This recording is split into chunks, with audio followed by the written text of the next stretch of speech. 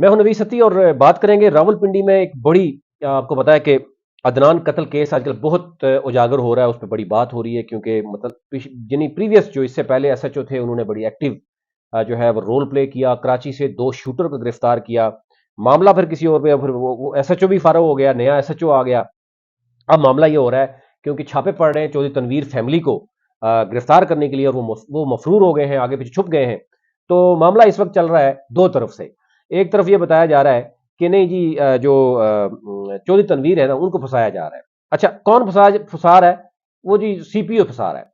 اچھا سی پی او کا کوئی ذاتی کام ہے؟ اور نہیں جی نہیں، وہ اس کا ذاتی نہیں ہے، لیکن یہ ہے کہ وہ پھنسا رہا ہے۔ اچھا جی سی پی او راولپنڈی خالد ہمدانی،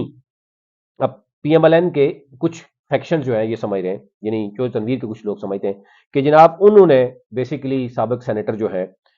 چودھری دانیال اور ان کی فیملی کو جو ہے ان کی رنجش ہے، ان کی رنجش ہے۔ اب یہ تو سی پی او صاحب بتائیں گے کہ ان کی کیا رنجش ہے کہ نکالی جا رہی ہے، لیکن انہوں نے کہا جی کہ بغیر تحقیقات ہی جو ہے نا ان کو پکڑا جا رہا ہے، لیکن اصل ملزم جو ہے نا وہ انجم ہے، اس کو نہیں پکڑا جا رہا ہے، یا اس کو پکڑ کے رکھا ہوا ہے، اس نے جو بھی اگلا ہے یہ تو پتہ چل گیا۔ 2 شوٹر جو ہیں ان میں سے، تو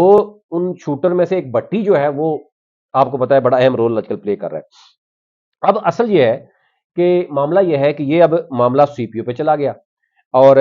اب یہ کہا جا رہا ہے کہ اب ان کے خلاف جو ہے وہ حکومت پاکستان کو، یعنی اب پریشر یہ ہے کہ جناب سی پی او جو ہے وہ عدنان جو ہے خالد ہمدانی کو ہٹایا جائے، اور جو پہلے ایس ایچ او تھا وہ جو رپورٹ دینا تھا اس کو بھی، دوسرے ایس ایچ او کو بھی اب پریشر یہ ہے۔ اب یعنی دو چیزیں چل رہی ہیں، ایک تو یہ ہے کہ واقعی کیا خالد ہمدانی جو سی پی او ہیں ان کا مسئلہ کوئی جو تنویر فیملی کے ساتھ ہے؟ دوسری بات یہ ہے چودھری عدنان کے قاتل کون ہے؟ یہ پریس کانفرنس کیوں نہیں؟ پولیس کو بھی اب چاہیے کہ پریس کانفرنس کرے، بتائے کہ یہ ملزم ہم نے پکڑے ہیں، یہ لیں جی۔ ویسے تو آپ کو پتا ہے کہ چھوٹی موٹی پتنگ والے بھی پکڑتے ہیں تو ان سے بھی کہتے ہیں بولو، ٹھیک ہے نا۔ اب یہ آپ کو پتہ ہی ہے کہ یہ جو 9 مئی والے معاملات ہوئے، سیاستدانوں کے پیچھے سارے لگے ہوئے ہیں، اٹھا کے تو 2 دن ان کو رکھ کے تو تیسرے دن ان کو ڈپٹی جو کمشنر ہے راولپنڈی ان کو بھی چھپا کے اس لیے رکھا ہوا ہے، وہ مان نہیں رہے، پریس کانفرنس نہیں کرنا چاہ رہے۔ تو مطلب یہ ہے کہ آپ کو ملزم جو پکڑے ہیں، چلو جھوٹی موٹی صحیح، آپ پریس کانفرنس کریں نا بیٹھ کے ساتھ، بتائیں کہ یہ دودھ کا دودھ پانی کا پانی ہو جائے۔ اب مسئلہ یہ ہے کہ دونوں کمپلینٹ، یعنی ایک کہا جائے کہ چودھری عدنان قتل کیس میں جناب کہ جی اصل جو مجرم ہے یا ملزم ہے وہ انجم ہے، اور ان کی آپس میں رنجش چل رہی تھی، چودھری تنویر کو پھنسایا جا رہا ہے، اور اس میں خالد ہمدانی صاحب جو ہے سی پی او اس کا بڑا رول ہے اور ذاتی رنجش ہے۔ لیکن دوسری طرف جو ہے وہ